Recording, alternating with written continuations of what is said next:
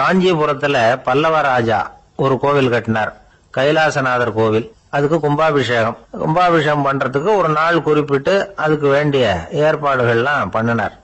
முதல் காரியமா கடவுளை வேண்டிக்கிட்டார், நீங்க இந்த கும்பாபிஷேகத்துக்கு நேர்ல வந்து கலந்துக்கணும்னார். கடவுள் அந்த ராஜா கனவுல வந்தார், நீ கும்பாபிஷேகம் வச்சிருக்கிற அதே நாள்ல அதே நேரத்துல எனக்கு இன்னொரு ஊர்ல ஒரு கும்பாபிஷேகம் இருக்குது, அதுக்கு போக வேண்டியிருக்கு. அதாவது திருநின்ற ஊர்ல என்னுடைய பக்தர் ஒருத்தர், அவரும் ஒரு கோயில் கட்டி கும்பாபிஷேகம் செய்யறார், நான் அதுக்கு போக வேண்டியிருக்கு, அதனால உன்னுடைய தேதியை நீ மாத்தி வச்சுக்கோ அப்படின்னார். கடவுள் தான் எங்கேயும் இருக்கிறவராச்சே, அவர் நினைச்சா ரெண்டு இடத்துலயும் இருந்து கோயில் கும்பாபிஷேகத்தை நடத்த முடியாதா? ஏன் அப்படி செய்யல? அது ஒரு முக்கியமான காரணத்துக்காகத்தான். திருநின்ற ஊர்ல இருந்த பூசலாருங்கிற அந்த அடியாரின் பெருமையை இந்த உலகத்துக்கு எடுத்து காட்டணுங்கிறதுக்காகத்தான் கடவுள் அந்த ராஜா கிட்ட அப்படி சொன்னார். சரி, அந்த அடியார் அப்படி என்னதான் பெருசா கோயில் கட்டி விட்டார்? ராஜா கட்டின கோயிலை விட பெருசா? அவர் கட்டினது கருங்கல்லாலேயோ மண்ணாலேயோ மரத்தாலேயோ இல்ல. அவர் கட்டின கோயில் வேற மாதிரி. அது மனசால கட்டின கோயில், மனசுக்குள்ள இருக்கிற கோவில், மனக்கோவில். அந்த அடியார் தன்னோட மனசுக்குள்ள மாசக்கணக்கா ஒவ்வொரு கல்லா சேர்த்து கட்டின கோவில். இந்த விஷயம் ராஜாவுக்கு தெரியாது. அவர் என்ன நினைச்சுட்டாரு, அது நாம கட்டின கற்கோயிலை விட ரொம்ப பெருசா இருக்கும் போல இருக்கு அப்படின்னு நினைச்சுட்டாரு. சரி, அப்பேற்பட்ட அந்த கோயிலை தரிசனம் பண்ணிவிட்டு வருவோம் அப்படின்னு நினைச்சு ராஜா திருநின்ற ஊருக்கு போறார். அங்க போய் பார்த்தா கோயிலையும் காணும், ஒன்னையும் காணும். கடைசியில பூசலார் கட்டின மனக்கோவில் தான் அதுங்கிறத அவர் புரிஞ்சுக்கிறார். உடனே அந்த அடியாரின் காலில் விழுந்து வணங்குறார். அவரோ, இது மனசால முயன்ற கோவில், இதுக்கு இத்தனை பெருமையா அப்படின்னு ஆச்சரியப்படுறார்.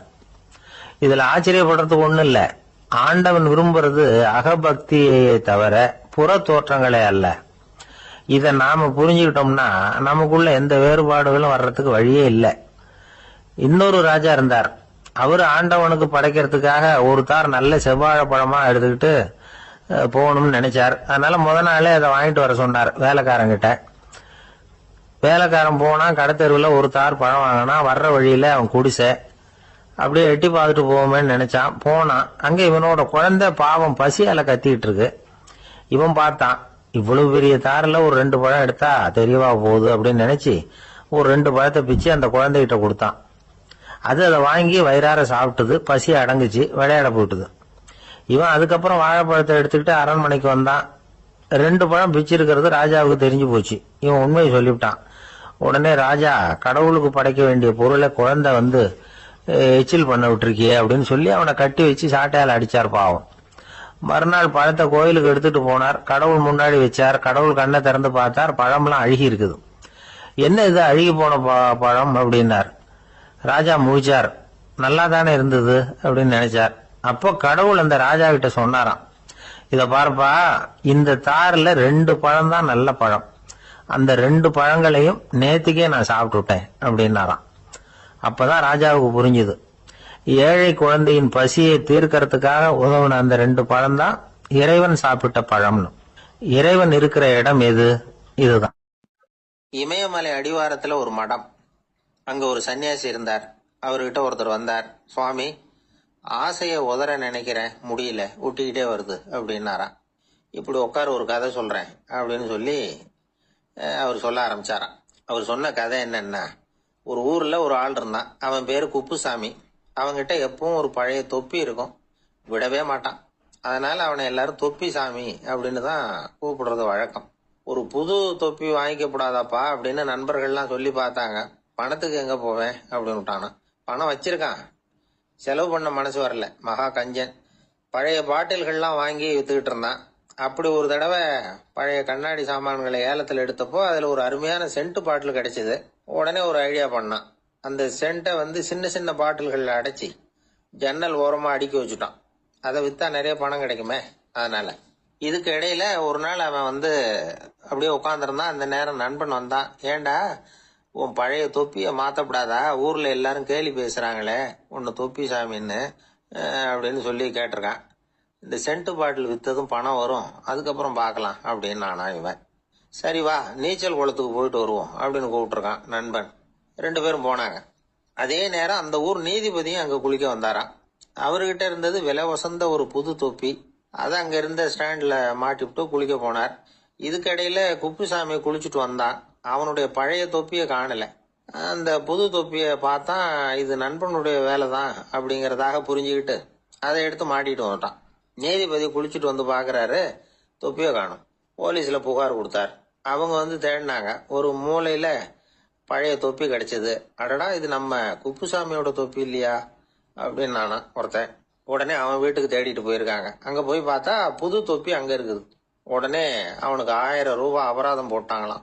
அவன் பணத்தை கட்டிவிட்டு ரொம்ப எரிச்சலோட வீட்டுக்கு வந்தான்.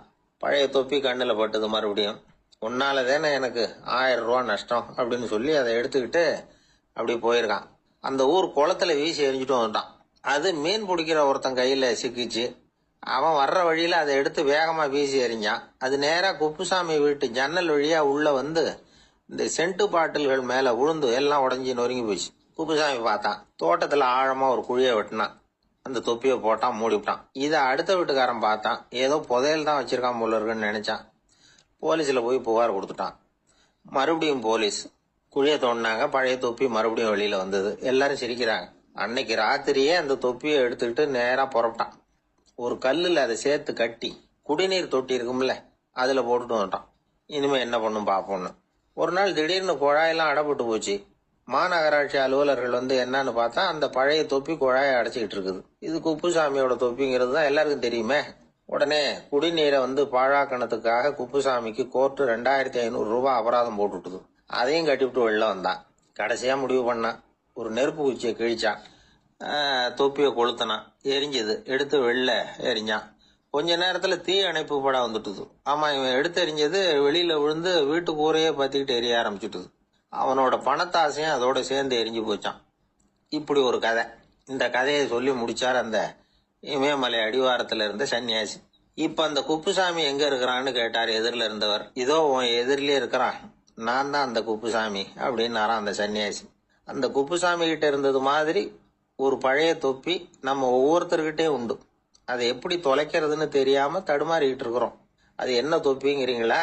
அதுதான் நம்மை சூழ்ந்திருக்கிற மாயை அப்படிங்கிறார் சுவாமி சின்மயானந்தர். மெய்ஞானம் கிடைக்கிறப்போ மாயை வந்து எரிஞ்சு போகும் அப்படிங்கறது அவருடைய கருத்து. நம்மால் ஒருத்தர் வேகமா ஓடி வந்தார். காலில் மாட்டியிருந்த பழைய செருப்பு ரெண்டையும் ஆவேசமா தூக்கி ஒரு கிணத்துல போட்டுட்டு வெறுங்காலோட நடந்து வந்துகிட்டு இருக்கிறார். ஏன் அப்படி பண்ணீங்க அப்படின்னு கேட்டோம்.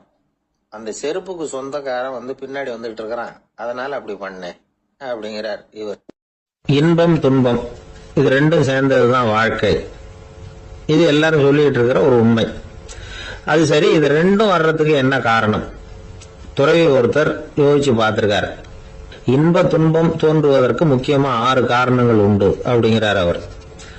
அது என்னங்கிறத நாமளும் தெரிஞ்சு வச்சுக்குவோமே. இப்ப முதல் காரணம் சுயநலம். ஒரு தாயார் வந்து தன்னுடைய சுயநலம் கருதி தன்னுடைய மகன் இன்பமா இருக்கணும்னு ஆசைப்படுறாங்க. மகனும் அப்படியே ஆசைப்படுறான். அதனால தாயாரின் இன்ப துன்பங்களை பார்த்துட்டு மகனும் இன்ப துன்பம் அடையறான். அந்த அம்மாவுக்கும் அதே நிலைமை தான். 2வது காரணம் உறவு. நான் துறவியான பிறகு கூட உறவுங்கிற காரணத்தினாலதான் தாயாருடைய சுக துக்கங்களை கண்டு நானும் சுக துக்கம் அடைகிறேன். என் தாயாருடைய நிலைமையும் இதுதான் அப்படிங்கிறார் ஒரு துறவி. 3வது காரணம் என்னன்னா அறிமுகம்.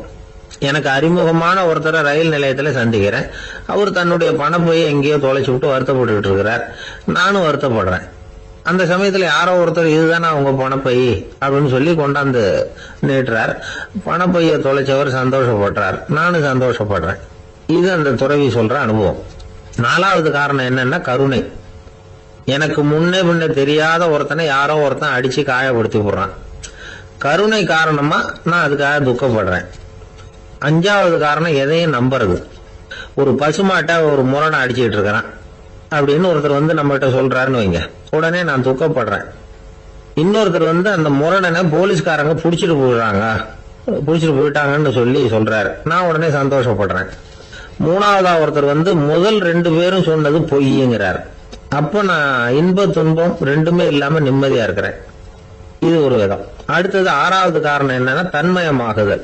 ஒரு நாவல் படிச்சுக்கிட்டு இருக்கிறோம், அதுல வர்ற பாத்திரங்களோட நாம ஒன்றி போயிடுறோம். அதுல வர்ற பாத்திரங்கள் சிரிச்சுன்னா நாமளும் சிரிக்கிறோம், அது அழுதுன்னா நாமளும் அழறோம்.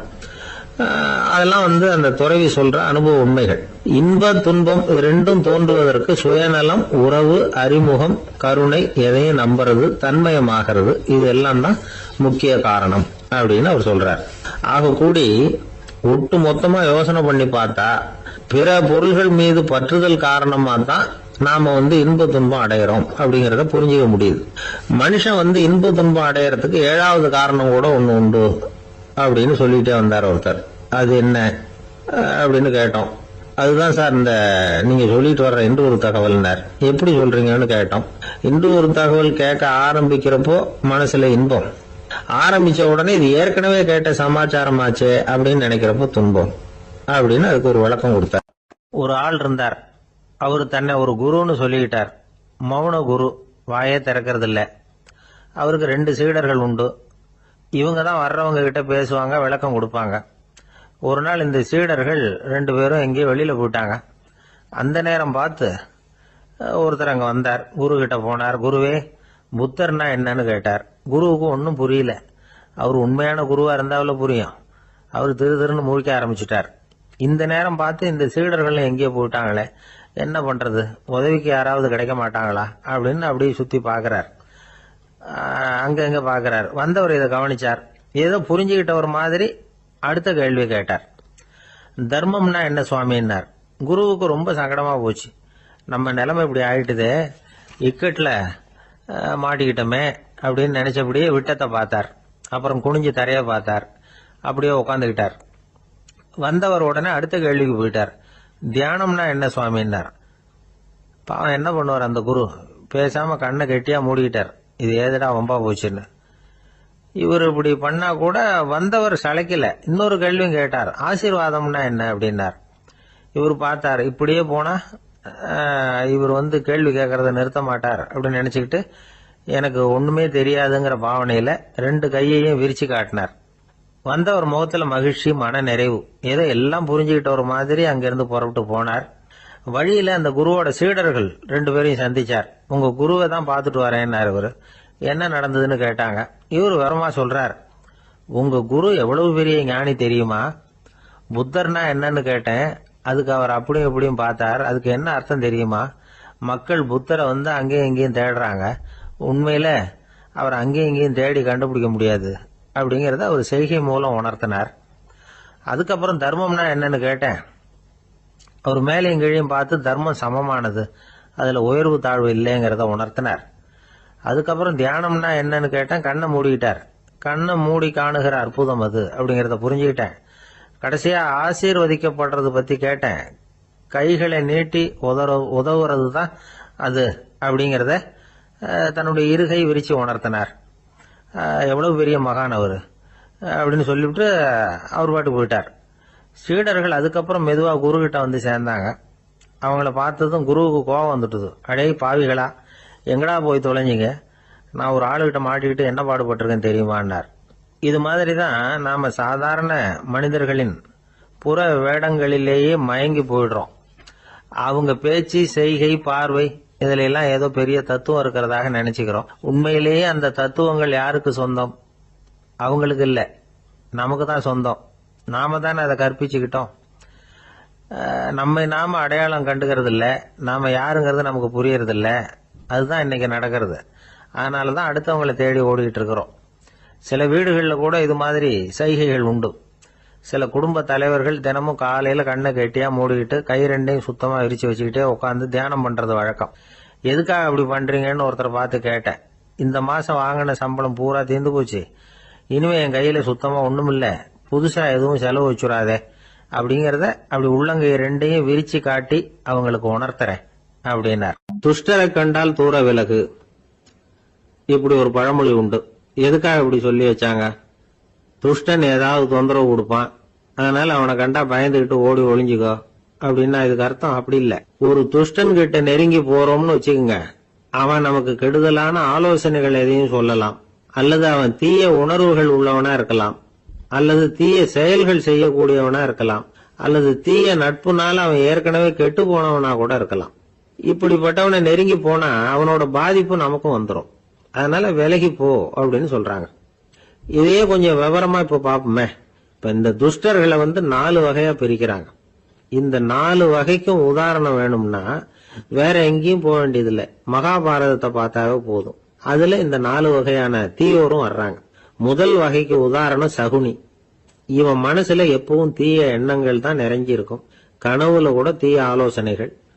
யாராவது ஒருத்தர் நல்லபடியா வாழ்ந்தா அதை இவனால சகிச்சுக்க முடியாது. இப்படிப்பட்டவனோட நெருங்கிய தொடர்பு துரியோதனனுக்கு கிடைச்சது. துரியோதனன் எப்படின்னா அவன் ஏற்கனவே தீய காரியங்கள் செய்யறதுக்கு தயங்காதவன். அப்படிப்பட்டவனுக்கு தீய போதனைகள் செய்யறதுக்கு சகுனி உதவுனான். இந்த 2 பேரோட சகவாசம் இன்னொருத்தனுக்கு கிடைச்சது. அவன் யாருன்னா துச்சாதனன். அவன் தீய நடத்தை உள்ளவன். இந்த 3 பேரும் ஒண்ணு சேர்ந்தா என்னத்துக்கு ஆகும்? உலகமே கெட்டு போடும்ல. இந்த 3 துஷ்டர்களோட நல்லவன் ஒருத்தன் வந்து சேர்ந்தான். அவன் தான் கர்ணன். கர்ணன் இயல்பாவே உத்தம குணம் உள்ளவன். அவன் நல்லவங்களோட சேராம இப்படிப்பட்ட கெட்டவங்க கிட்ட நட்பு வச்சுக்கிட்டான். அதனால அவனும் தீய செயல்களில் ஈடுபடுறது மாதிரி ஆயிடுது. துரியோதனனுடைய நண்பனா அவனுடைய ஆதரவுல வளர்ந்ததுனால அவனுக்கு துணையா இருக்க வேண்டி இருக்குது அப்படின்னா. நட்பு உரிமையினால உதவி புரிய வேண்டியது சரிதான், அது தப்புன்னு சொல்ல முடியாது. இருந்தாலும் தீய செயல்களுக்கு உதவி செய்யறது சரியில்லை. புத்தி பலம் புஜ பலம் எல்லாம் இருந்தா கூட தெய்வ பலம் இல்லைன்னா ஜெயிக்க முடியாது. கர்ணன் மகா வீரன். இருந்தாலும் கடைசியில் அவன் கதி என்னாச்சு? அவங்ககிட்ட எல்லா நல்ல குணங்களும் இருந்தது. இருந்தாலும் ஏன் இப்படி ஆச்சு? தீயவர்களுடைய சேர்க்கை தான் காரணம். அவங்களோட சேர்ந்ததுனால இவனையும் அப்படியே நினைக்க ஆரம்பிச்சுட்டாங்கல்ல. 4 வகை துஷ்டர்கள்ல இவனும் ஒரு வகை அப்படின்னு சொல்ல ஆரம்பிச்சுட்டாங்க. அதாவது தீய ஆலோசனைக்கு சகுனி, தீய உணர்வுகளுக்கு துரியோதனன், தீய செய்கைக்கு துச்சாதனன், தீய நட்புக்கு கர்ணன். இப்படி உதாரணம் ஆயிட்டான். அதனாலதான் துஷ்டரை கண்டால் தூர விலகு அப்படின்னு சொன்னாங்க. அது புராண காலம். இப்பெல்லாம் நிலைமை கொஞ்சம் வேற விதமா இருக்குது. அன்னைக்கு ஒரு நாள் அப்படிதான் ஒரு காட்டு பாதையில யாரோ ஒருத்தர் அடிபட்டு கிடந்தார். யாரோ ஒரு துஷ்டன் அவனை அடிச்சு போட்டுட்டு போயிட்டான் போல இருக்கு. அந்த வழியா போன ஒருத்தர் பரிதாபப்பட்டு அவனை போய் தூக்குனார். ஆறுதல் சொன்னார், இத பாருங்க, இந்த வழியா எப்பவும் தனியா வரக்கூடாது. ஏன்னா இங்க ஒரு ரவுடி இருந்துகிட்டு வர்றவங்க போறவங்களெல்லாம் வழிப்பறி பண்ணிட்டு இருக்கிறதா கேள்விப்பட்டிருக்கிறேன் அப்படின்னாராம். இனிமே அப்படி கேள்விப்பட மாட்டீங்க அப்படின்னு அந்த ஆளு. ஏன்னு கேட்டிருக்காரு இவர். அவன் சொல்லியிருக்கான், நான் தான் சார் அந்த ரவுடி. இந்த வழியா போனவங்க கிட்ட தகராறு பண்ணேன். அவங்க தான் என்ன இப்படி அடிச்சு போட்டு என்கிட்ட இருந்த பணத்தை எல்லாம் புடுங்கிட்டு போட்டாங்க சார். காலம் ரொம்ப கெட்டு போச்சு அப்படின்னு நானா ரொம்ப பரிதாபமா. ஒருத்தன் வேகமா ஓடி வந்தான். ஏப்பா அப்படி தலை தெறிக்க ஓடி வர்றேன்னு கேட்டேன். பின்னாடி துரத்திக்கிட்டு வருது சார் அப்படின்னா. ஏதாவது நாய் துரத்திக்கிட்டு வருது போல இருக்கு அப்படின்னு நினைச்சு அவனுக்கு பின்னாடி பாக்குறேன். கண்ணு கேட்டின தூரம் வரைக்கும் எதுவுமே தெரியல. ஏன்பா எதுவும் உன்னை துரத்துறது மாதிரி தெரியலையே என்ன? நல்லா பாருங்க சார் அப்படின்னா. பார்த்துட்டு தான் சொல்றேன் என்ன. இதோ பாருங்க சார், இதுதான் என்ன துரத்துது அப்படின்னு அவன் காட்டுறான். அவன் சுட்டி காட்டின இடத்துல பார்த்தா அங்க அவனுடைய நிழல் தான் தெரியுது. என்னப்பா சொல்ற அப்படின்னு சொல்லி அவனை சந்தேகமா பார்த்தேன். அதுக்கப்புறம் தான் அவன் விவரமா பேசினான். சார், எனக்கு என் நிழலை கண்டா பிடிக்கிறது இல்ல. எப்ப பார்த்தாலும் இது என்னையே பின்தொடர்ந்து வந்துகிட்டு இருக்குது. இதை என்னால சகிக்கவே முடியல. இதை என்கிட்ட இருந்து பிரிக்கிறதுக்கு எவ்வளவோ முயற்சிகள்லாம் பண்ணி பார்த்துட்டேன், முடியலன்னா. அப்படி என்னென்ன முயற்சிகள் பண்ணினேன் அப்படின்னு கேட்டேன். அவன் என்னென்ன செஞ்சாங்கிறத விவரமா சொன்னான்.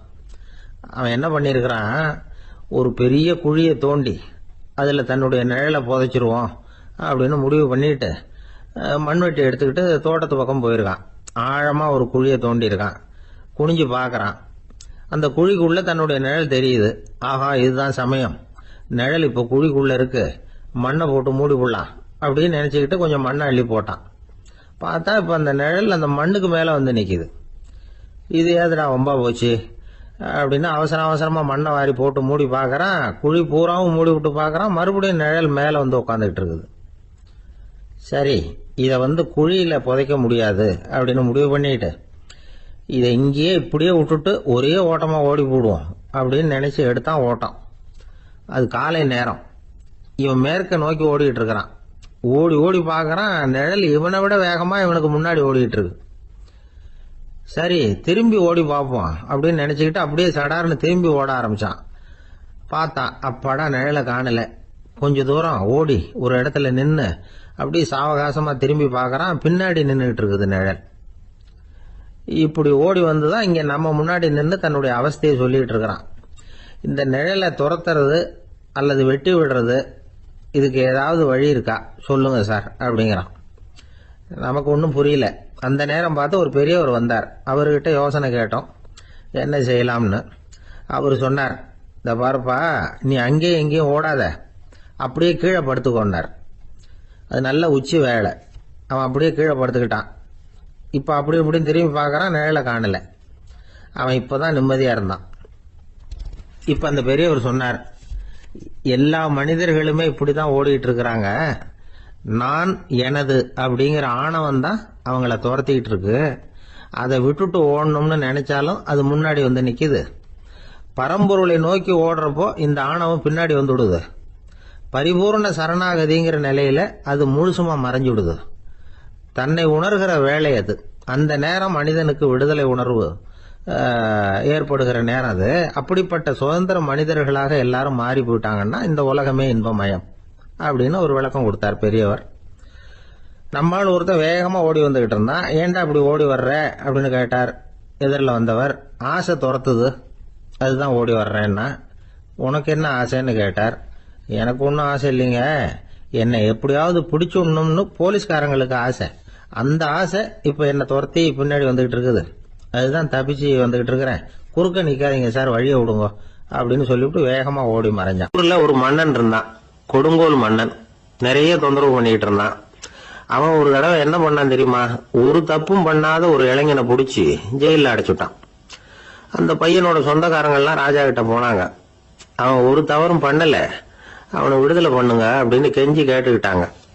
மன்னன் வந்து யோசனை பண்ணான். அந்த இளைஞனை கூப்பிட்டுட்டு வர சொன்னான். அவனை கொண்டாந்து ராஜா முன்னாடி நிறுத்தினாங்க.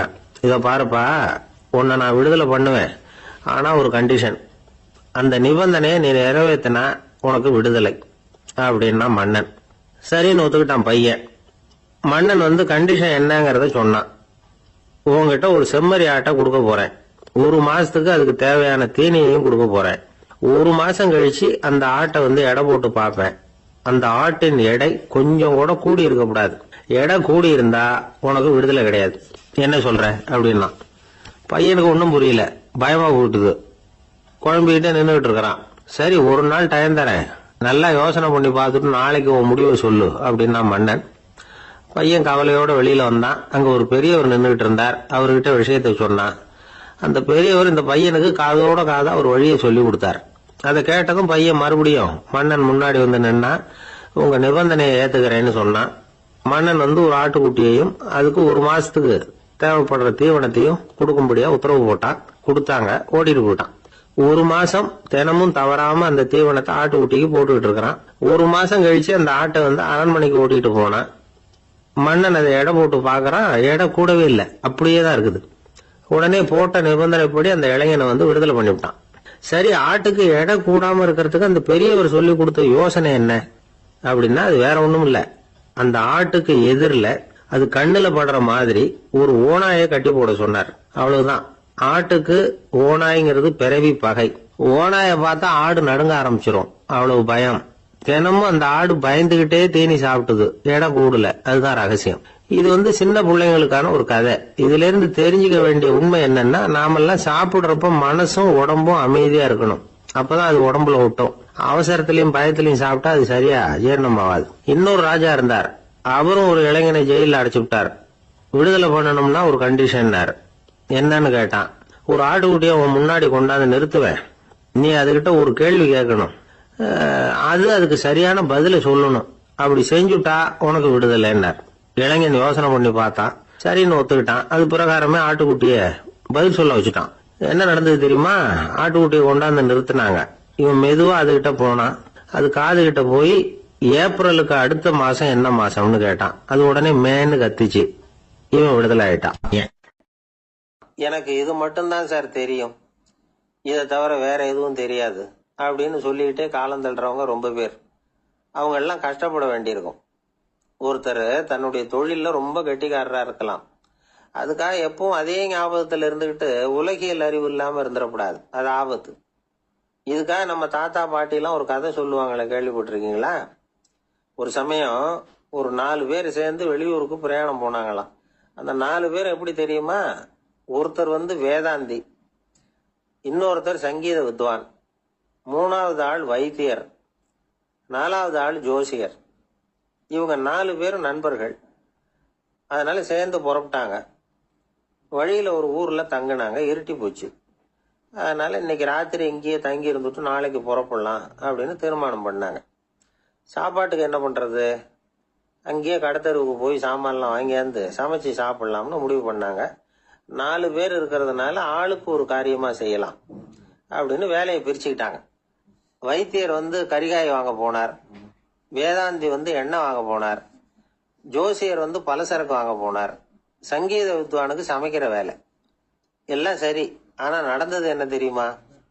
கடைத்தருவுக்கு காய்கறி வாங்க போனார்ல வைத்தியர், அங்க போய் மார்க்கெட்ல பார்த்தார். ஒவ்வொரு கரிகாயா எடுத்து பார்த்தார். இது பித்தம், உடம்புக்கு ஒத்துக்காது, இது வாயு, உடம்புக்கு ஒத்துக்காது அப்படின்னு ஒவ்வொன்னா தள்ளினார். கடைசியில ஒண்ணுமே தேரல. வெறுங்கையோட திரும்பி வந்துகிட்டு இருக்கிறார். எண்ணெய் வாங்க போனார வேதாந்தி, அவர் ஒரு தொன்னையில எண்ணெயை வாங்கினார். பேசாம அதை எடுத்துட்டு வர வேண்டியது தானே, முடியல. அவருடைய வேதாந்த மூளை சிந்திக்க ஆரம்பிச்சுட்டுது. இந்த தொன்னைக்கு எண்ணெய் ஆதாரமா அல்லது எண்ணெய்க்கு தொன்னை ஆதாரமா அப்படிங்கிற ஆராய்ச்சியில இறங்கினார். என்னாச்சு தெரியுமா? அப்படி கவுத்து பார்த்தார். வாங்கின எண்ணெய் பூராவே வழியில கொட்டி விட்டு வெறும் தொன்னையோட சேர்ந்தார். பலசரக்கு வாங்க போனார ஜோசியர், அவர் ஒரு வழியில பார்த்தாரு. வழியில வந்தவங்களெல்லாம் அங்கங்க ஒரு மரத்தடியில உட்கார வச்சு அவங்களுக்கெல்லாம் ஆர்வம் சொல்ல ஆரம்பிச்சுட்டார்.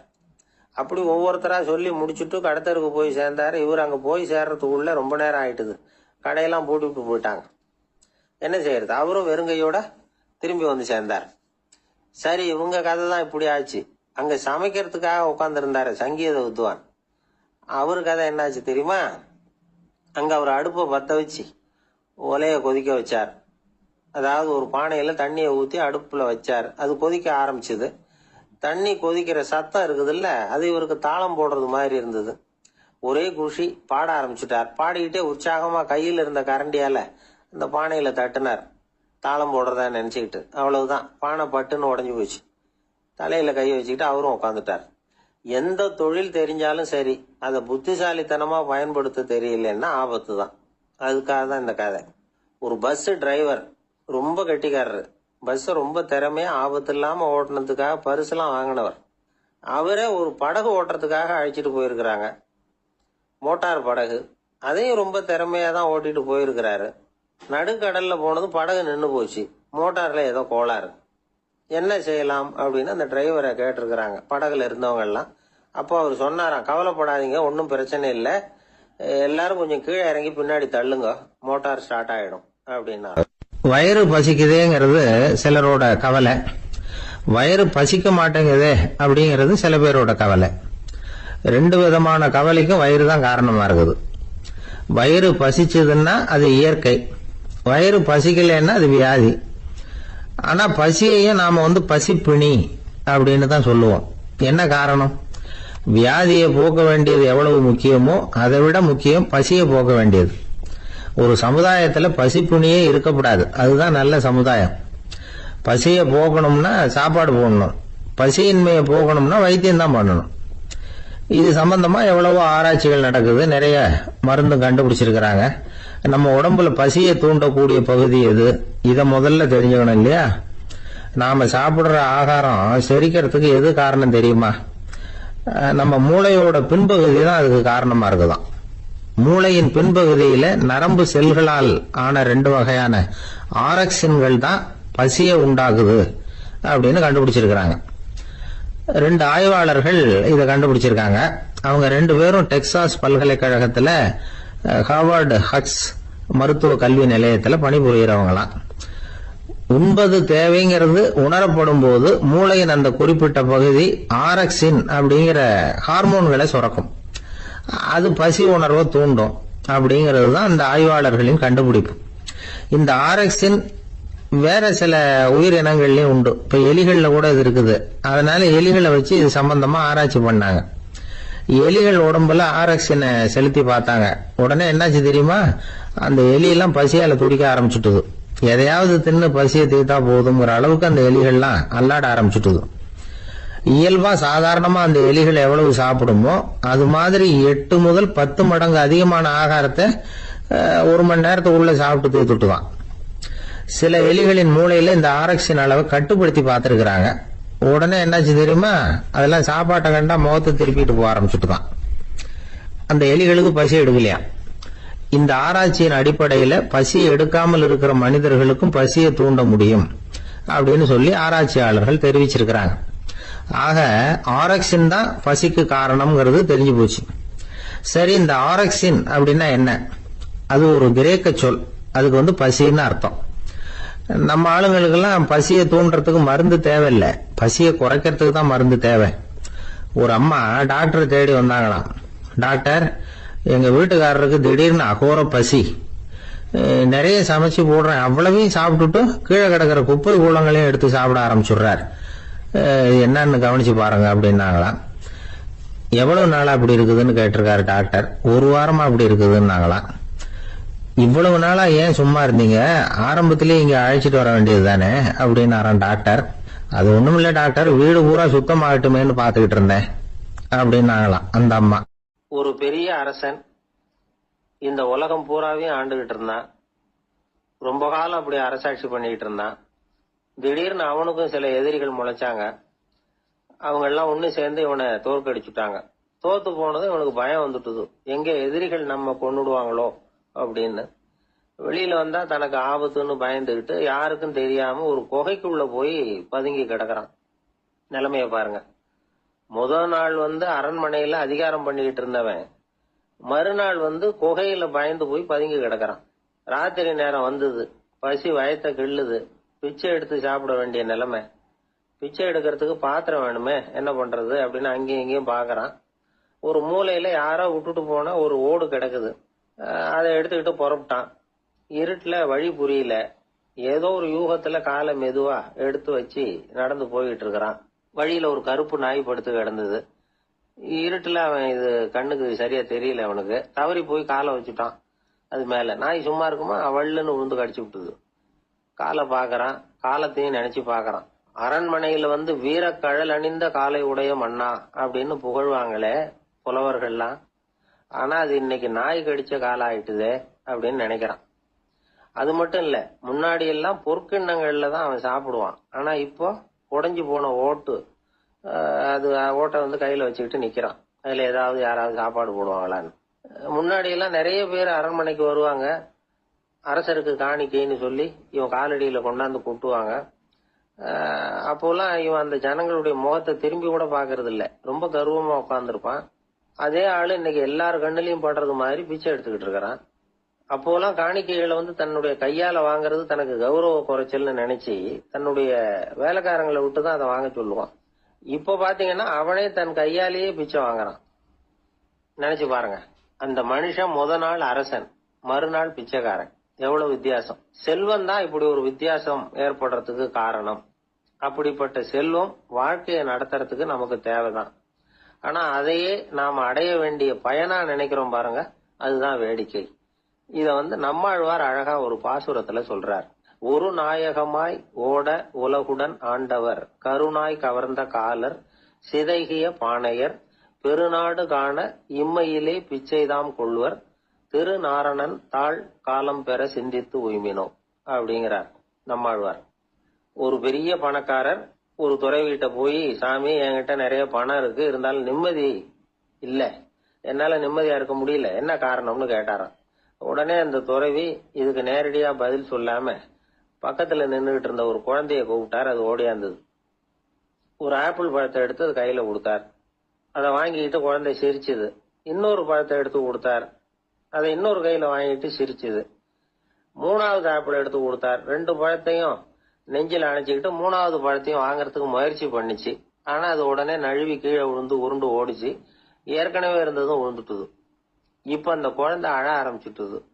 இப்ப அந்த துறவி பணக்காரர்கிட்ட சொன்னாராம், குழந்தைய கவனிச்சியா, 2 ஆப்பிள் போதும்னு அது நினைச்சிருந்தா இப்போ அது அழ வேண்டிய அவசியம் வந்திருக்குமா அப்படின்னாராம். எதுவுமே அளவுக்கு மிஞ்சினா துன்பம்தான். இந்த காலத்துல இதெல்லாம் யாரு காதுல வாங்குறாங்க? ஒருத்தனை நல்ல வழிக்கு கொண்டு வரணும்னு நினைச்சு அவனை கூப்பிட்டு உட்கார வச்சு இந்த கதையை சொல்லிட்டு இருந்தாங்க. சொல்லிவிட்டு அந்த குழந்தை செஞ்சது தப்பு தானே அப்படின்னு கேட்டிருக்கிறாங்க. ஆமா, தப்புதான், நானா இருந்தா அப்படி செஞ்சிருக்க மாட்டேன் நானா. இவன் 2 பழமே போதும்னு சொல்லிருப்பியா, அப்படின்னு கேட்டிருக்காங்க. அப்படி இல்லைங்க, அவர் கொடுக்க கொடுக்க ஒவ்வொரு பழமா வாங்கி பின்னாடி வச்சுட்டு மறுபடியும் கையை நீட்டுவேன் அப்படிங்கிறானு. இவெல்லாம் எந்த காலத்துல திருந்துறது? ஒரு சீன தேசத்து அரசர் இருந்தார். அவருக்கு வயசாயிட்டுது. அவருக்கு அடுத்தபடியா அவருடைய புள்ள பட்டத்துக்கு வரணும், ஆட்சி பொறுப்பை ஏத்துக்கணும். ஒரு நல்ல தலைவனுக்கு இருக்க வேண்டிய பண்புகள்லாம் தன்னுடைய மகனுக்கு இருக்கணும்னு விரும்பினார் அந்த அரசர். அதனால இளவரசனை பக்கத்துல இருந்த ஒரு குரு கிட்ட அனுப்புனார். இளவரசன் அவர்கிட்ட போய் சேர்ந்தான். அந்த குரு என்ன பண்ணாரு தெரியுமா? இவனை பார்த்து சொன்னார், இத பாருப்பா, நீ என்ன பண்ற, இப்பவே பக்கத்துல இருக்கிற காட்டுக்கு போ, நடு காட்டுல போய் ஒரு இடத்துல உட்காந்துக்கோ. அங்க என்னென்ன சத்தம்லாம் உன் காதுல விழுதுன்னு கவனிச்சு கேளு. உன் காதுல விழுந்த ஓசைகள் என்னென்னங்கிறத என்கிட்ட வந்து சொல்லு, அதுதான் எனக்கு தெரியணும், உனக்கு வேலையும் அதுதான் அப்படின்னு சொல்லி அனுப்பி வச்சுட்டார். இளவரசன் காட்டுக்கு போனான். குரு சொன்னபடியே ஒரு இடத்துல உட்காந்து கவனிச்சு கேட்டான். அதுக்கப்புறம் குரு கிட்ட திரும்பி வந்தான். என்னென்ன சத்தம்லாம் கேட்ட அப்படின்னு கேட்டார் குரு. குருவே, காட்டுல நான் பறவைகள் சத்தம்லாம் கேட்டேன், மிருகங்களின் ஓசையையும் கேட்டேன், இதை தவிர இடி மின்னல் மழை இதுகளோட சத்தத்தையும் கேட்டேன் அப்படின்னா. குரு யோசனை பண்ணார், நீ இன்னமும் சரியா கேட்கல, அதனால மறுபடியும் காட்டுக்கு போ, கொஞ்ச நாள் தங்கி இருந்து கேட்டுட்டு வா அப்படின்னார். இளவரசனுக்கு ஒன்னும் புரியல. இருந்தாலும் குருவின் கட்டளையாச்சே, மறுக்க முடியுமா? உடனே அவன் மறுபடியும் காட்டுக்கு போனான். ஒரு இடத்துல உட்காந்தான். கொஞ்ச நேரம் உன்னிப்பா கவனிச்சு கேட்டான். சில நாள் கழிச்சு குரு கிட்ட திரும்பி வந்தான். குருவே, இந்த தடவை சில துல்லியமான சத்தங்களை எல்லாம் கேட்டான். தேனி பறக்கிற சத்தம், நீரோடையின் மெல்லிய ஓசை, இதெல்லாம் கேட்டேன்னா. குரு சிரிச்சார். நீ மறுபடியும் காட்டுக்கு போ, இன்னும் சில நாள் அங்க இரு, முழுமையா கவனமா கேட்டுட்டு வா அப்படின்னு சொல்லி அனுப்பி வச்சுட்டார். இளவரசனுக்கு குழப்பம் அதிகமாயிட்டுது. ஒண்ணுமே புரியல. மறுபடியும் காட்டுக்கு போனான். மௌனமா ஒரு இடத்துல உட்காந்துட்டான். அப்படியே தியானத்துல ஆழ்ந்துட்டான். சில நாள்ல அவனுக்கு இதுவரை கேட்காத ஓசைகள்லாம் கேட்க ஆரம்பிச்சுட்டு, இதைத்தான் நான் கேட்கணும்னு என்னுடைய குரு எதிர்பார்த்திருக்கிறாருங்கிறத புரிஞ்சுக்கிட்டான். உடனே குரு கிட்ட ஓடனான். குருவே, இந்த தடவை காதுகளுக்கு கேட்க முடியாத சில ஓசைகளை கூட என்னால உணர முடிஞ்சுது. பூ மலருகிற ஓசை, சூரியனால பூமி சூடாகிறப்ப எழுகிற ஓசை, காலை பனித்துளி இந்த புல்லுலாம் குடிக்கிற ஓசை, இது எல்லாம் என்னால நல்லா கேட்க முடிஞ்சுது அப்படின்னா. குருவுக்கு இப்பதான் திருப்தி ஏற்பட்டுதான். இளவரசனை பார்த்து சொன்னார், இந்த பாருப்பா, இப்பதான் நாட்டை ஆளுகிற தகுதி உனக்கு வந்திருக்குது அப்படின்னு சொல்லி அதுக்கு விளக்கமும் கொடுத்தாராம். எந்த அரசன் தன்னுடைய மக்களின் எதையும் பேசுகிற மௌன மொழிய, மௌன வார்த்தைகளை கேட்கிறானோ அவன் தான் ஆள தகுதி உள்ளவன்.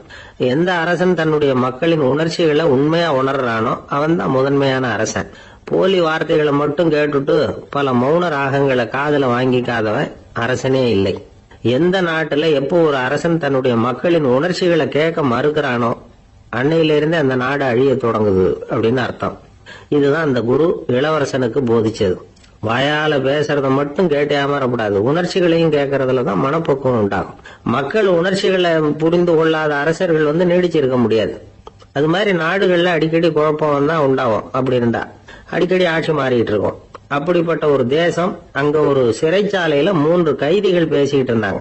ஒருத்தன் சொன்னான், நான் இந்த நாட்டு ராஜாவை எதிர்த்து பேசிக்கிட்டு இருந்தேன், அதனால என்ன புடிச்சு கொண்டாந்து இங்க போட்டுட்டாங்க அப்படின்னா ஒருத்தன். இன்னொருத்தன் சொன்னான், நான் இந்த நாட்டு ராஜாவை ஆதரிச்சு பேசிக்கிட்டு இருந்தேன், அதனால என்ன புடிச்சு கொண்டாந்து இங்க தள்ளி விட்டாங்க அப்படின்னா. அது சரி, நீ என்ன தப்பு பண்ண அப்படின்னு சொல்லி 3வது ஆளை பார்த்து இவங்க கேட்டாங்க. அதுக்கு அந்த ஆளு சொல்றான், நான் தான் இந்த நாட்டு ராஜா அப்படின்னா. துருக்மேனியாவில் அஷ்காபாத் அப்படின்னு ஒரு நகரத்தில் ஒரு புவியியல் விஞ்ஞானி இருந்தார். அவரு ஒரு நாய்க்குட்டி வளர்த்தார். ஒரு நாள் முன்னிரவு நேரம் ஒரு மேஜைக்கு முன்னாடி உட்காந்து அந்த விஞ்ஞானி ஏதோ கணக்கு போட்டுக்கிட்டு இருக்கிறார். அவருக்கு ஒரு சின்ன பெண் குழந்தை, அது தொட்டிலில் தூங்கிட்டு இருக்குது. அந்த நாய்க்குட்டியும் ஒரு மூலையில் படுத்து அது பாட்டுக்கு தூங்கிட்டு இருந்தது. ஒரே அமைதி. அந்த நேரத்தில் திடீர்னு அந்த நாய்க்குட்டி துள்ளி எழுந்திருச்சுது. நேராக குழந்தைகிட்ட ஓடிச்சு. அந்த குழந்தைய அது போட்டிருந்த ட்ரெஸ்ஸோட சேர்த்து கவ்வி தூக்குச்சு. தூக்கிக்கிட்டு வாசல் பக்கம் ஓடிச்சு. நாய்க்குட்டி குழந்தைய கவ்வி தூக்க முடியுமாங்கிற சந்தேகம் உங்களுக்கு இல்லையா? நீங்கள் நம்மூர் நாய்க்குட்டியவே பார்த்து பழக்கப்பட்டிருக்கீங்க, அதனால நம்புறதுக்கு சிரமமாக இருக்கும். அந்த ஊர்ல எல்லாம் அது ரொம்ப ஸ்ட்ராங்காக இருக்கும், ஒரு ஏதோ கண்ணுக்குட்டி மாதிரி இருக்கும்.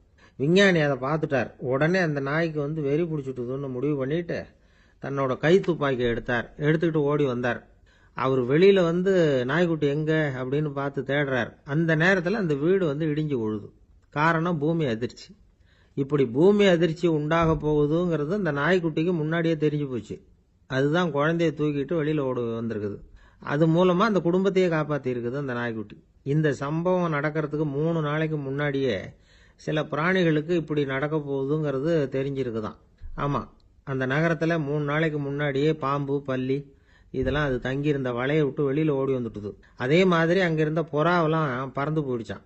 இதே மாதிரி யுகோஸ்லோவியாவில் கூட ஒரு நகரம், அங்கே ஒரு நாள் ராத்திரி ஒரு மிருக காட்சி சாலையில் திடீர்னு ஒரு பெரிய கலவரம், கூச்சல், குழப்பம். அங்கே இருந்த கழுதை, புலி, யானை, பறவை எல்லாம் கண்ணாபின்னான்னு கத்த ஆரம்பிச்சுட்டுது.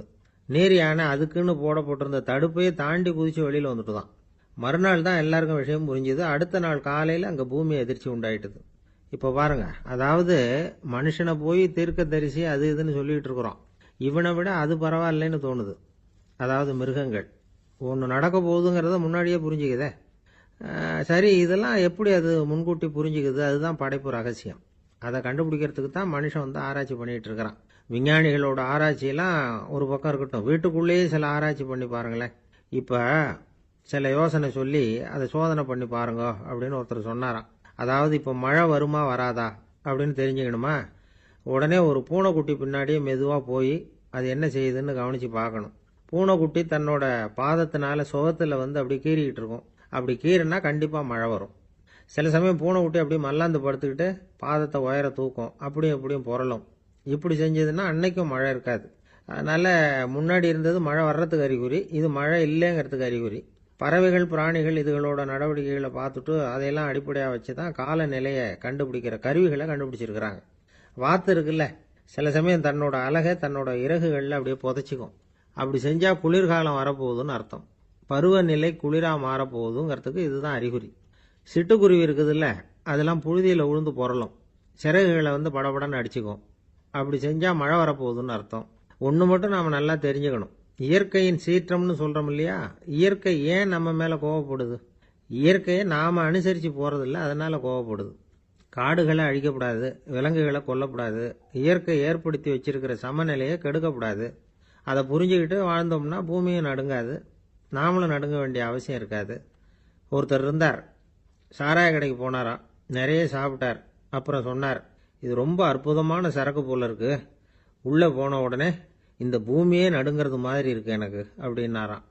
இதுக்கு கடைக்காரர் சொல்லியிருக்கார், நீங்கள் சாப்பிட்டது வெறும் பச்சை தண்ணி தாங்க, இப்போ ஏற்பட்டிருக்கிறது நிஜம் பூமி அதிர்ச்சி அப்படின்னு. காசியில் இருக்கிற கடவுள் காசி விஸ்வநாதர், அங்கே இருக்கிற தேவி காசி விசாலாட்சி. இவங்க 2 பேரும் ஒரு நாள் பேசிக்கிட்டு இருந்தப்போ கடவுள் சொன்னார், இந்த மனிதர்களை நாம் ரொம்பவும் நம்பிக்கையோடு தான் படைச்சிருக்கிறோம், இருந்தாலும் அவங்களுக்கு தான் நம்பிக்கை இல்லை, எதுலேயும் ஒரு உண்மையான நம்பிக்கை இல்லாமல் வாழ்ந்துக்கிட்டு இருக்கிறாங்க அப்படின்னார். என்ன அப்படி சொல்கிறீங்க? அதை பாருங்க, எவ்வளவு பேர் காசியை தேடிட்டு வந்து கங்கையில் குளிச்சுக்கிட்டு இருக்கிறாங்க, அவங்கெல்லாம் நம்பிக்கை இல்லைன்னா இவ்வளவு தூரம் தேடிட்டு வந்து இங்கே குளிப்பாங்களா அப்படின்னு நாங்கள் தேவி. சரி, அதை சோதித்து பார்க்கலாம் அப்படின்னு 2 பேரும் முடிவு பண்ணிக்கிட்டாங்க. உடனே ஒரு திட்டம் போட்டாங்க. அது எப்படின்னா, நாம் 2 பேருமே பக்தர்கள் மாதிரி உருவத்தை மாற்றிக்கிட்டு கங்கை கரைக்கு போக வேண்டியது. நான் வந்து கங்கையில் இறங்கி குளிக்கிறேன், கொஞ்ச நேரத்தில் சுழலில் மாட்டிக்கிட்டது மாதிரி நடிக்கிறேன். நீ உடனே கரையிலிருந்து சத்தம் போடும், என்னோட வீட்டுக்காரரை யாராவது காப்பாற்றுங்களேன் காப்பாற்றுங்களேன்னு சத்தம் போடும். அதோட இன்னொன்று சொல்லு, யாராவது ஒரு புண்ணிய ஆத்மா அவர்கிட்ட போய் அவருடைய முடியை பிடிச்சி இழுக்கணும். அப்படி ஒரு சாபம் இருக்குது எங்களுக்கு. புண்ணிய ஆத்மா, அதாவது எந்த பாவமும் செய்யாத இல்லாத ஒருத்தர் தான் அவரை காப்பாற்ற முடியும். அப்படிப்பட்டவங்க யாராவது வெள்ளத்தில் குதிச்சு என்னுடைய கணவரை காப்பாற்றுங்கோ அப்படின்னு நீ சத்தம் போடு, கூச்சல் போடு, என்ன நடக்குதுன்னு பார்க்கலாம் அப்படின்னார் கடவுள். சரின்னு சொல்லி 2 பேருமா சாதாரண பக்தர்கள் மாதிரி கங்கை கரைக்கு வந்து சேர்ந்தாங்க. அவர் இறங்கி குளித்தார். திட்டம் போட்டது மாதிரியே சுழலில் மாட்டிக்கிட்டது மாதிரி கத்துனார். கரையில் இருந்த அந்த அம்மா, ஐயோ என் கணவரை காப்பாற்றுங்களேன், யாராவது காப்பாற்றுங்களேன்னு கத்துனாங்க. பல பேர் ஓடி வந்தாங்க. உடனே இவங்க, பாவம் இல்லாத புண்ணிய ஆத்மா ஒருத்தரால் தான் என்னுடைய கணவர் காப்பாற்றப்படணுங்கிறது விதி, அப்படி ஒரு சாபம் இருக்குது, அதனால் புண்ணிய ஆத்மா யாராவது அவர்கிட்ட போய் அவர் முடியை பிடிச்சி தூக்கினா அவரை காப்பாற்றி கொள்ளலாம் அப்படின்னாங்க. இவங்க இப்படி சொன்னதும் எல்லாரும் திகைச்சு போய் நின்றுட்டாங்க. ஒவ்வொருத்தருக்கும் அவங்க செஞ்ச பாவம்லாம் ஒவ்வொன்றா ஞாபகத்துக்கு வர ஆரம்பிச்சுட்டுது. சரி இதுக்கு நாம லாயக்கு இல்லை அப்படின்னு சொல்லி ஒதுங்கி போக ஆரம்பிச்சிட்டாங்க எல்லாம். இந்த சமயத்தில் யாரோ ஒருத்தர் வேகமாக ஓடி வந்தார். ஆற்றுல குதிச்சார். அவர்கிட்ட போனார், முடியை பிடிச்சார், தூக்குனார், அவரை காப்பாற்றி கரைக்கு கொண்டுட்டு வந்துட்டார். அப்படி காப்பாற்றின அந்த ஆளை இவங்க 2 பேரும் தனியாக கூப்பிட்டுக்கிட்டு ஒரு மண்டபத்துக்கு வந்துட்டாங்க. வந்து விசாரிக்கிறாங்க. நீ யாரப்பா அப்படின்னு கேட்குறாங்க. ஏதும் தெரியாத மாதிரி. நான் இந்த ஊர் அன்ன சத்திரத்தில் வேலை செய்கிற ஒரு சமையல்காரன் அப்படிங்கிறார். நீ வந்து கங்கையில் குளிக்கிறது உண்டான்னு கேட்டிருக்காங்க. நான் இந்த ஊர்லேயே தான் இருக்கிறேன், இருந்தாலும் தினமும் கங்கையில் குளிக்கிறது இல்லை, எப்பாவது ஒரு நாள் அங்கே குளிப்பேன் அப்படின்னார். கங்கையில் மூழ்கி எழுந்திரிச்சா பாவம்லாம் தொலையும்னு சொல்கிறாங்க. அப்படி இருக்கிறப்போ அங்கே இன்னைக்கு கங்கையில் குளிச்சுக்கிட்டு இருக்கிறவங்கெல்லாம் தங்களை வந்து புண்ணிய ஆத்மாவா நினைக்கல. கங்கையில் குளிக்காத நீ உன்னை வந்து புண்ணிய ஆத்மாவா நினைச்சு என்னை காப்பாற்ற வந்திருக்கிற, அது எப்படி அப்படின்னு கேட்டார். அதுக்கு அந்த ஆள் சொல்றான், கங்கையில் குதிச்சதுக்கு அப்புறம் தானே உங்களை காப்பாற்ற போறோம்.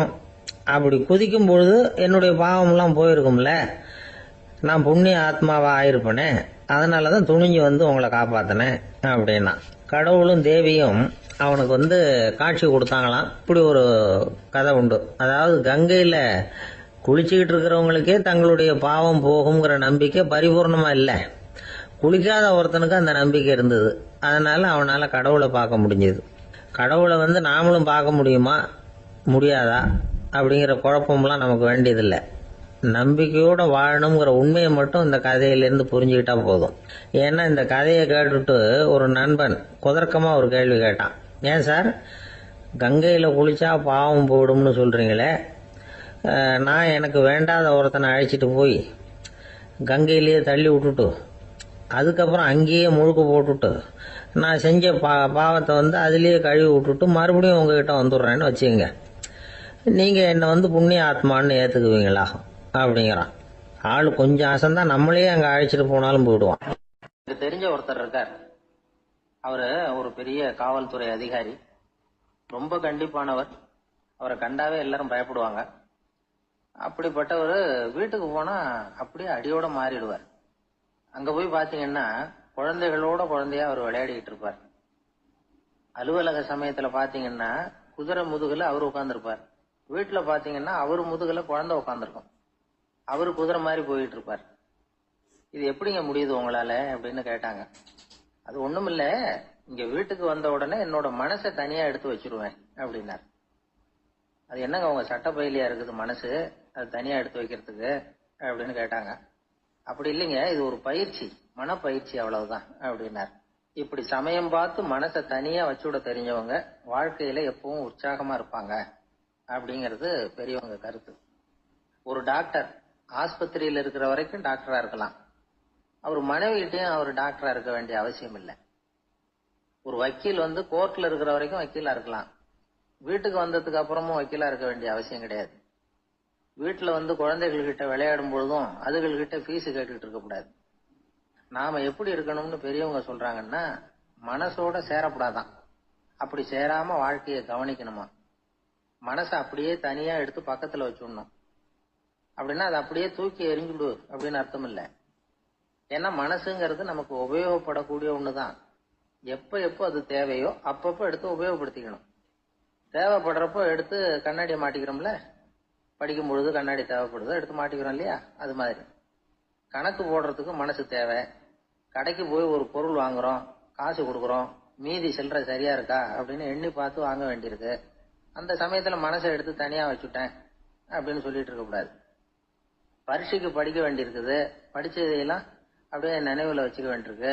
அந்த சமயத்துல மனசை தூக்கி எறிஞ்சுட்டேன் சார் அப்படின்னு சொல்லிட்டு இருக்க கூடாது. அப்படி சொன்னா பரீட்சை நம்மளை தூக்கி எறிஞ்சிடும். அதனால தேவைப்படுறப்போ மனசை உபயோகப்படுத்தணும், தேவையில்லாதப்போ அது தனியா ஓய்வு எடுத்துக்க விட்டுடணும். இப்படி நாம பழக்கப்படுத்திக்கிட்டா வாழ்க்கைங்கிறது நமக்கு புதுசா தெரியுமா. மனசுக்கும் ஒரு சக்தி கிடைக்கும். எந்திரங்களுக்கு ஓய்வு கொடுக்கற மாதிரி மனசுக்கும் ஓய்வு கொடுக்கணும், இல்லைன்னா அது களைச்சு போயிடும். குழந்தைகள் மனசை சுமந்துகிட்டு இருக்கிறது இல்ல. இது வந்து முதியவர்கள் குழந்தைகள் கிட்ட இருந்து கத்துக்க வேண்டிய ஒரு பாடம். ஆனாலும் இந்த கால குழந்தைகள் கிட்ட ரொம்ப எச்சரிக்கையா இருக்க வேண்டியிருக்கு. ஒரு தாத்தாவும் பேரனும் விளையாடிக்கிட்டு இருக்கிறாங்க. தாத்தா எனக்கு சைக்கிள் ஓட்ட கத்து கொடு அப்படிங்கிறான் பேரன். சைக்கிள் உயரம் கூட இல்ல, அதுக்குள்ள சைக்கிள் ஓட்டணுமா அப்படின்னாரு தாத்தா. ஏன் தாத்தா, ரயில் ஓட்டுறாரு, அவர் என்ன ரயில் நீளமா இருக்கார் அப்படின்னு கேட்டானா அந்த பையன். ஆந்திர நாட்டுல ஒரு அரசர் இருந்தார். அந்த அரசர்கிட்ட ஒரு அமைச்சர் இருந்தார். அந்த அமைச்சர் பேரு ராயண பாஸ்கர். அவர் ஒரு பெரிய அறிவாளி. அது மட்டும் இல்ல, மிகச்சிறந்த கொடையாளி. யார் எது கேட்டாலும் இல்லைன்னு சொல்ல மாட்டாராம். அதன் காரணமாவே அவர்கிட்ட இருந்த செல்வம் நாளுக்கு நாள் குறைஞ்சிக்கிட்டே வந்துட்டுதான். கடைசியில குடும்பத்துக்குன்னு எதுவும் வைக்காமலே அவர் போய் சேர்ந்துட்டார். மகனும் இறந்துட்டார். அந்த குடும்பத்துல மிஞ்சி இருந்தது அவருடைய மருமகள், ஒரு பேரன், அவ்வளவுதான். இருந்த ஒரே சொத்து பழுதடைஞ்ச ஒரு வீடு. அந்த அம்மா மற்ற வீடுகள்ல வேலை செஞ்சு தன்னுடைய பிள்ளைய படிக்க வச்சுக்கிட்டு வராங்க. அந்த புள்ள ஒரு பெரிய வள்ளலுடைய பேரன்கிறது அந்த பள்ளி வாத்தியார்களுக்கும் தெரியும். அதனால அவங்களும் இவங்கிட்ட கொஞ்சம் அன்பாவும் அக்கறையாவும் பழகி பாடம் சொல்லி கொடுத்துக்கிட்டு இருக்கிறாங்க. ஒரு நாள் ஒரு புகழ்பெற்ற கவிஞர் ஒருத்தர் அந்த பள்ளிக்கூடத்துக்கு வந்திருக்கிறார். ஆசிரியர்கள் கிட்ட பேசிக்கிட்டு இருந்தப்ப ஒரு செய்தியை சொன்னாராம். ராயண பாஸ்கர்ங்கிற வள்ளல் எனக்கு நிறைய உதவிகள் செஞ்சிருக்கார், என்னை பாராட்டி பரிசுகள்லாம் கொடுத்திருக்கிறார்.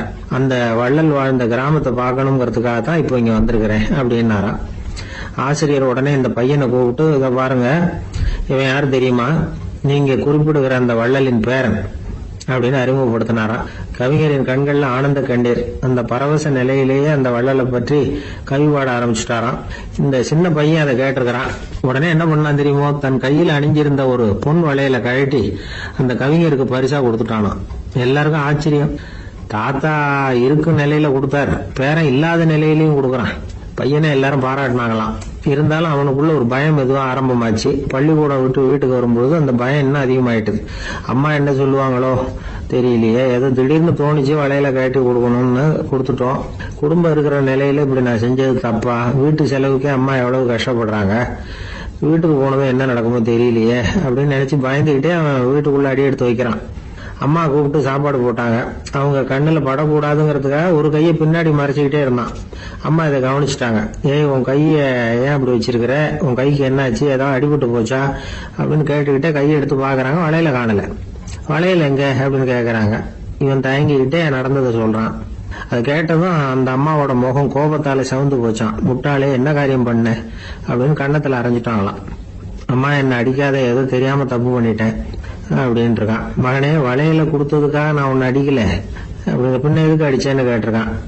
உன் பாட்டனார் ஒரு பெரிய வள்ளல், அவர் எதையும் பாதி வேலையா செய்யறது இல்ல, அவருடைய பேரை நீ அரைகுறை வேலை செஞ்சுட்டு வந்திருக்கிற அப்படின்னாங்களாம். என்னம்மா சொல்றேன்னு இருக்கான். நீ ஒரே ஒரு வளையல மட்டும்தானே கட்டி கொடுத்துருக்குற, கொடுக்கறதா இருந்தா ரெண்டையும் சேர்த்துல கொடுத்துருக்கணும், அதுதானே உங்க தாத்தாவுக்கு பெருமை அப்படின்னாங்களாம்.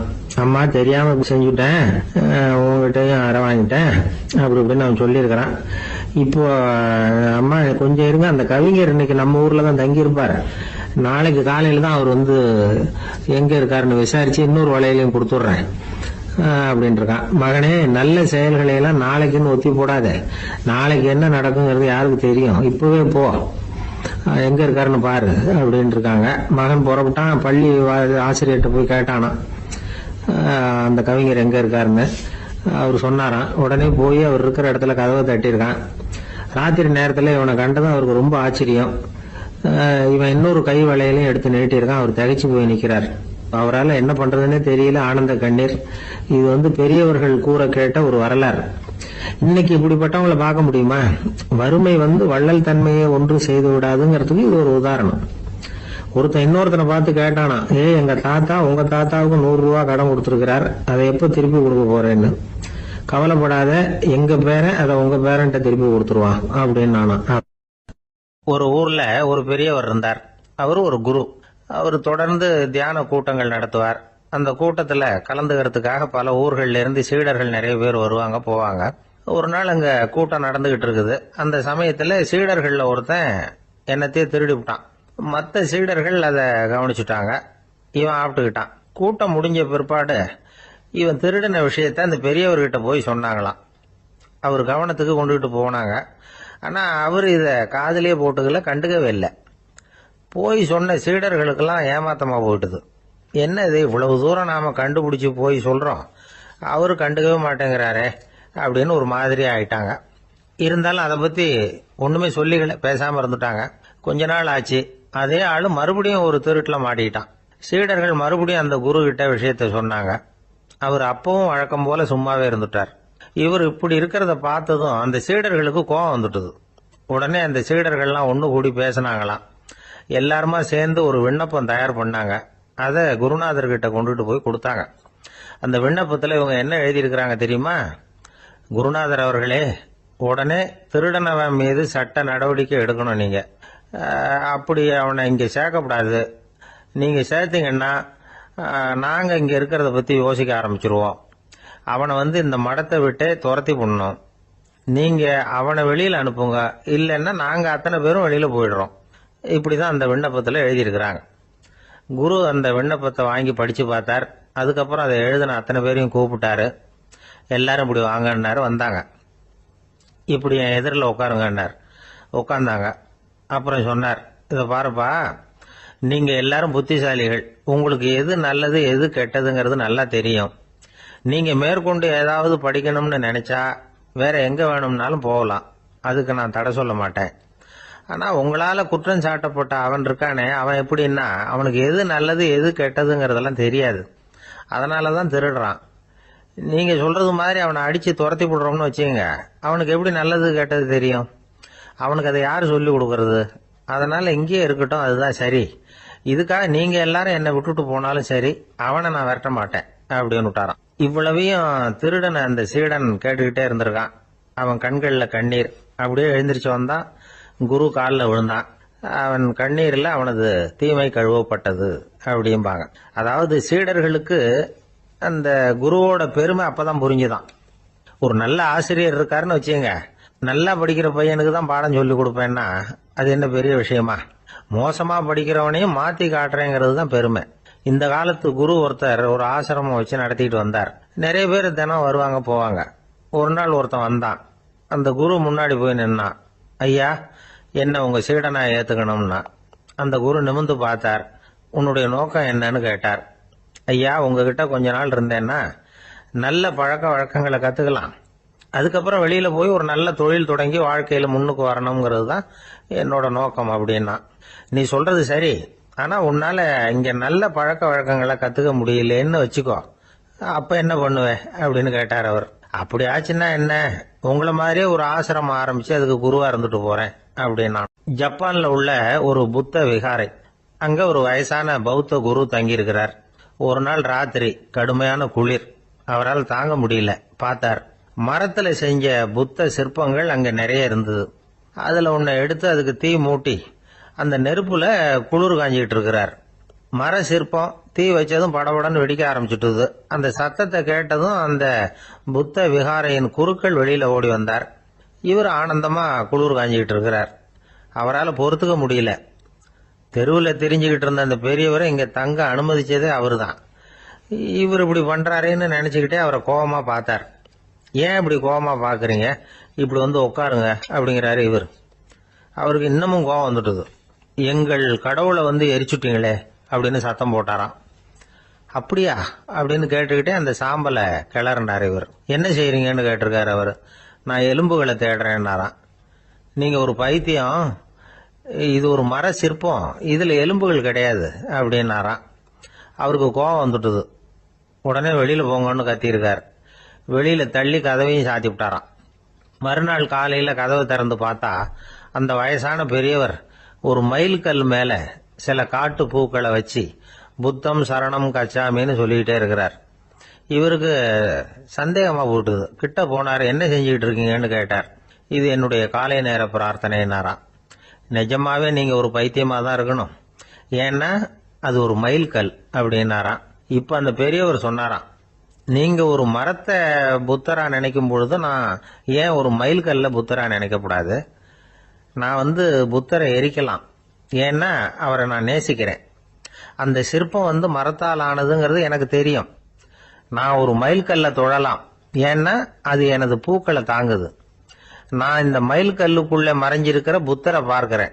யாராவது ஒரு சிற்பி இதை சிலையாக்கினாதான் நீங்க புத்தரை பார்க்க முடியும். அன்னைக்கு ரொம்ப குளிரா இருந்தது. நான் எனக்குள்ள இருக்கிற புத்தரையும் பாதுகாக்கணும். உள்ளே இருக்கிற புத்தரை காப்பாத்துறதுக்காக வெளியில உள்ள புத்தரை எரிக்கலாம். அதுல ஒன்றும் தப்பு இல்லை. அது அவருடைய போதனையிலேயே இருக்கு. உனக்குள் ஜோதியாக இரு அப்படிங்கிறது அவருடைய போதனை. என்னுடைய புத்தர் குளிர்ல நடுங்கிட்டு இருந்தார். அந்த மர சிற்பங்கள் வெயில் மழையில உணர்ச்சி இல்லாம இருந்தது, அதனால அப்படி பண்ணினேன். ஆனா நீங்க என்ன பண்ணீங்க? நான் ஒரு மர புத்தரை எரிச்சதுக்காக உயிருள்ள புத்தரை வெளியில தள்ளி கதவை சாத்தினீங்க அப்படின்னாரா அந்த பெரியவர். உண்மையான பக்திங்கிறது இதுதான். அதாவது உனக்குள் ஜோதியாக இரு அப்படின்னு புத்தர் சொன்னார் இல்லையா, அது மாதிரி தனக்குள் ஜோதியாக இருக்கிற இந்த காலத்து ஆசாமிகள் நிறைய பேர் உண்டு. எப்பவும் போதையிலேயே இருக்கிறவங்க. ஒரு நாள் நடு ராத்திரி ஒரு மது கடையில ஒரு ஆள் அங்குள்ள சிப்பந்திகள் கிட்ட கேட்டுட்டு இருக்கிறான். மறுபடியும் இந்த கடை எப்போ திறப்பாங்கன்னு கேட்டானா. நாளைக்கு காலையில 8 மணிக்கு திறப்பாங்க அப்படின்னு நானா அங்க இருந்த ஆள். அவன் திருப்பி திருப்பி அதையே கேட்டுக்கிட்டு இருக்கான். இவனுக்கு பதில் சொல்லி சொல்லி அழுத்து போச்சு. அதான் சொல்றேன் ஐயா, நாளைக்கு காலையில வா அப்படின்னாங்களாம். அதுக்கு இவன், நான் வர்றதுக்காக கேட்கலையா, நேத்திக்கு வந்தவன் உள்ளேயே மாட்டிக்கிட்டேன், வெளியில போறதுக்காக கேட்டேன் அப்படின்னானா. ஒரு விவசாயி விதைக்கிறதுக்காக வயல்வெளி பக்கம் போறார். விதைகளை அள்ளி வீசினார். அப்ப என்ன ஆச்சுன்னா, சில விதைகள் பாதை ஓரத்துல விழுந்தது. சில விதைகள் முள் செடிகள் மண்டி இருந்த புதருக்கு இடையில விழுந்தது. சில விதைகள் நல்ல நிலத்துல விழுந்தது. பாதை ஓரத்துல விழுந்த விதை என்ன ஆச்சுன்னா, அதெல்லாம் பறவைகள் கண்ணுல போட்டுட்டுது. உடனே உட்காந்து கொத்தி தின்னுட்டு போட்டுது. அதிகமா மண் இல்லாத பாறை பகுதியில் விழுந்த விதையெல்லாம் லேசா வேர் விட்டு முளைக்க ஆரம்பிச்சுது. அதுக்கப்புறம் வேர் கீழேயும் ஆழமா போக முடியல, மேலேயும் சூரிய வெப்பம் அதிகம் தாங்க முடியல, எல்லாம் காஞ்சி கருகி போட்டுது. புதர் பகுதியில் சில விதைகள் விழுந்தது இல்லையா, முள் செடிகள் காடா மண்டி போயிருந்தது. அதனால முளைச்சு வர்ற செடிக்கு நெருக்கடி அதிகமா போட்டுது, சரியா வளர முடியல, விளைச்சலும் சரியா இல்லை. நல்ல நிலத்துல விழுந்த விதைகள் மட்டும் நல்லா முளைச்சது, நல்லா வளர்ந்தது, விளைச்சலும் பிரமாதமா இருந்தது. இந்த கதையை சொல்லிவிட்டு கேட்க செவியுள்ளோர் கேட்கட்டும் அப்படிங்கிறார் இயேசு பெருமான். ஆமா, இயேசு கடலில் நின்ற படகு ஒண்ணுல உட்கார்ந்துருக்கிறார். கடற்கரையில ஏராளமான மக்கள் உட்கார்ந்துருக்கிறாங்க. அந்த சமயத்துல தான் இயேசு ஓமைகள் மூலமா மக்களுக்கு பல உண்மைகளை சொல்லிட்டு இருக்கிறார். மக்கள் அந்த கதையை கேட்டுட்டு ஒன்னும் புரியாம முழிக்கிறாங்க.